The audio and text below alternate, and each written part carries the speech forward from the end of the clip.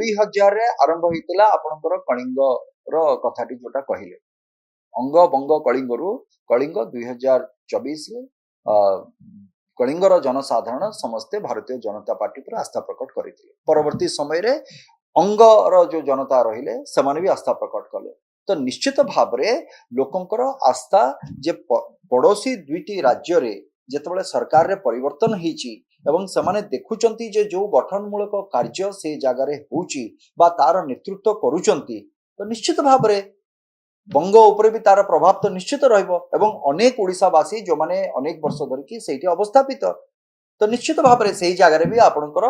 आसीबो ए कथाटा जे से प्रभाव तो रहिबो ही रहिबो बाकी रहिला जो नेतृत्व जाइतले जोटा आपनको मु सेही जिंस कहउतले जे अधटजन बोली तो कहंतुनी आमानकु कि कोनसी लोक कहंतु अधटजन कहिकरी हां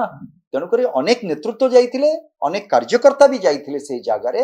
जो मानकर अक्लांत परिश्रम अनेक चेष्टा प्रचेष्टा राति राति दिन दिन समाने लोकंक पाखु जाइचंती घर घर संपर्क करिचंती प्रत्येक वोटर सहित संपर्क स्थापन करिचंती एवं विश्वास दिया जाइची जे भारतीय जनता पार्टी रो यदि आमे शासन आणुचे ताले निश्चित भाव रे आपण गोटे दुर्नीति मुक्त भय मुक्त समाज पाइबे।